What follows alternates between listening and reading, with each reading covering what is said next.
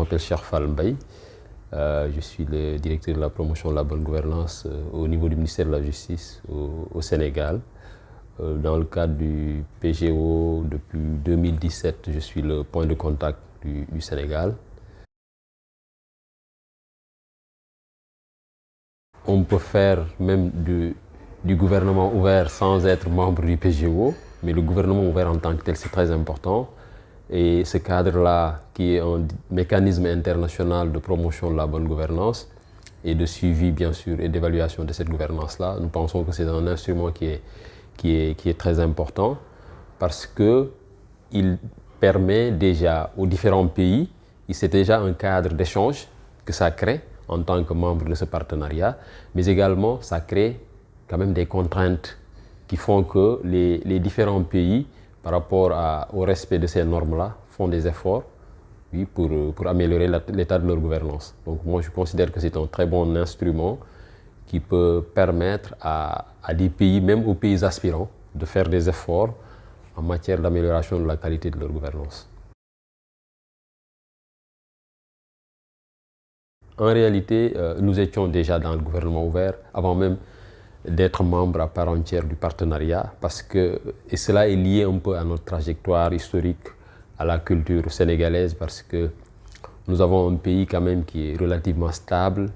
au plan politique, au plan social, et nous avons pu, grâce à cette tradition-là de liberté, de démocratie, mais également de dialogue et de partage que nous avons pu, grâce également aux mesures qui sont très importantes, qui ont été prises par les pouvoirs publics, en particulier le président de la République, relativement à l'adoption du code de transparence, et tout cela c'était avant notre adhésion, mais relativement aussi à l'adhésion à des instruments de promotion de la bonne gouvernance, notamment le mécanisme africain d'évaluation par les pairs, notamment l'ITIE, l'Initiative pour la transparence dans les industries extractives. C'est également le cas par rapport aux performances que nous avons en matière d'ouverture budgétaire, parce que le Sénégal est classé premier en Afrique, alors que, je le dis souvent, c'est le fruit d'un travail, parce qu'en 2011, nous avions 10 points sur 100. Et nous sommes passés de 10 points en 2011 à 51 points en 2017. Ça, c'est une performance qui est très importante. En matière de lutte contre la corruption, nous sommes passés de 33 points en 2011 à 45 points en 2019. C'est juste pour dire que, oui, il y avait en réalité un dispositif avec la création d'institutions, le renforcement des pouvoirs de l'Assemblée, de la Cour des comptes, la création d'un organe dédié à la lutte contre la corruption et la fraude, l'OFNAC, etc., etc. Et c'est ce qui a fait que, oui, cette adhésion-là a été facilitée par cette tradition, comme je le disais, démocratique et de dialogue, mais également par les mesures et réformes institutionnelles qui ont été prises. Et le tout combiné a fait que l'adhésion du Sénégal n'a pas été trop difficile à notre niveau, mais ce que cela va nous apporter, c'est surtout d'abord le renforcement justement de ces réformes, ça c'est important, c'est aussi le renforcement de tous ces acquis au plan démocratique, au niveau de la transparence, parce qu'entre-temps même nous avions élaboré une stratégie nationale de bonne gouvernance depuis 2013. Dans ces principes, nous avons d'abord la transparence budgétaire qui est très importante et qui est un principe déjà du PGO aussi également. Nous avons la participation citoyenne. Nous avons la redevabilité, donc tout ce qui touche à la reddition des comptes et à la lutte contre la corruption, à cette politique d'intégrité des pouvoirs publics. Mais nous avons également, comme autre principe, l'efficience et l'efficacité dans la mise en œuvre des politiques publiques. Nous avons également l'accès à l'information et au service public, qui est aussi un des principes du PGO. Et nous avons aussi l'égalité et l'équité de genre, et enfin le respect de l'état de droit et de la démocratie. Donc vous voyez que nous avons des principes qui ont été énoncés et qui sont bien antérieurs à notre adhésion au niveau, au PGO. Mais ce que le PGO va nous permettre, c'est de consolider ces acquis. Ce que le PGO va nous permettre, c'est aussi de renforcer le dialogue entre la société civile et les pouvoirs publics, qui doivent être en parfaite harmonie et travailler ensemble, parce que ce que promeut le PGO,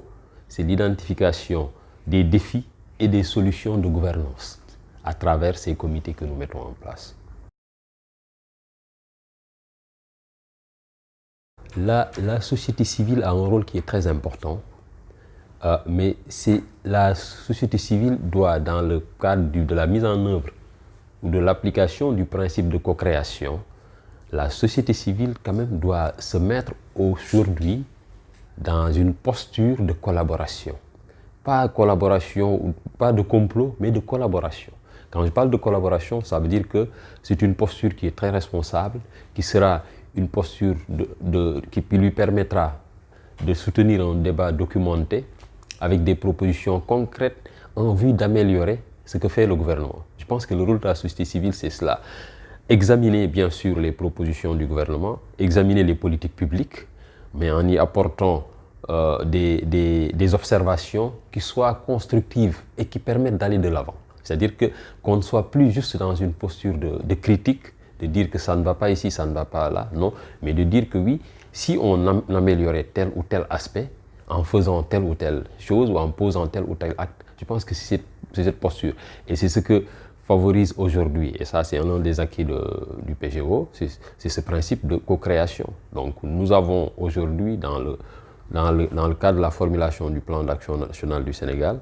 nous avons mis en place un comité, et lequel comité est un comité paritaire, et nous identifions ensemble les défis de gouvernance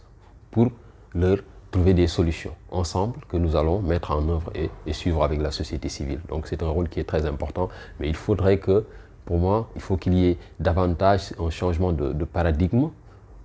pour qu'on comprenne qu'on n'a pas l'administration en face de la société civile, mais que nous devons être côte à côte pour conduire ensemble, mettre en œuvre et identifier les défis de gouvernance et y trouver des solutions.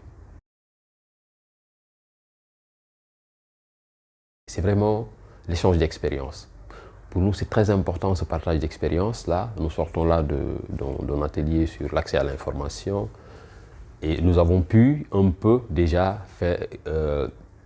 comparer ce qui est en train d'être fait dans certains pays par rapport à l'élaboration, à l'adoption d'une loi sur l'accès à l'information, par rapport à son application, parce qu'une chose est de l'adopter, une autre. Donc, ce que ça nous offre, c'est d'abord de partager la petite expérience que nous avons au Sénégal en matière de mise en œuvre de ces différents mécanismes, parce que nous avons eu à mettre en œuvre, par exemple, le mécanisme africain d'évaluation par les pairs, où il y a une évaluation qui a été faite, et dont d'ailleurs nous nous inspirons de l'approche relativement aux consultations citoyennes que nous mettons en œuvre dans le cadre de l'élaboration du plan d'action du PGO. Donc c'est le partage de cette petite expérience que nous avons aussi en matière de construction d'un dialogue constructif, excusez-moi la répétition, avec les acteurs de la société civile. C'est important parce que j'évoquais hier la question du cadre multi-acteurs de suivi budgétaire que nous avons mis en place au Sénégal, qui est très important, ce cadre-là, parce qu'avant que ce cadre-là n'existe, il y avait un débat, des échanges franchement très difficiles, pour ne pas dire plus, entre les acteurs de la société civile et l'administration, en particulier l'administration financière, sur le processus budgétaire. Mais la mise en place de ce cadre, avec la présence des institutions comme l'Assemblée nationale, la Cour des comptes, ainsi que les acteurs de la société civile et les collectivités territoriales, a permis, avec bien sûr les ministères concernés, techniques concernés, d'apaiser le débat autour du processus budgétaire et de permettre aux uns et aux autres de mieux se comprendre. Donc ça, c'est une expérience que nous partageons avec d'autres pays, mais également nous venons apprendre des autres, et ça c'est aussi très important. Donc nous venons apprendre de l'expérience de pays comme la Côte d'Ivoire, la France, la Tunisie, le Maroc, ou même d'autres pays qui n'ont pas encore adhéré, mais qui ont développé de très bonnes initiatives pour promouvoir en tout cas l'ouverture des données et la participation du public dans la mise en œuvre des politiques publiques. Donc pour nous, ça c'est important. L'autre aspect aussi, c'est les échanges informels que nous avons avec bien sûr nos partenaires du projet PAGOF, mais également de l'AFD en général, mais également avec les autres pays, sur des initiatives qui sont développées. Donc pour nous, c'est vraiment un cadre de partage et d'échange qui permet aux uns et aux autres de se bonifier à travers les pratiques qui sont présentées et les différentes expériences qui sont vécues dans d'autres pays.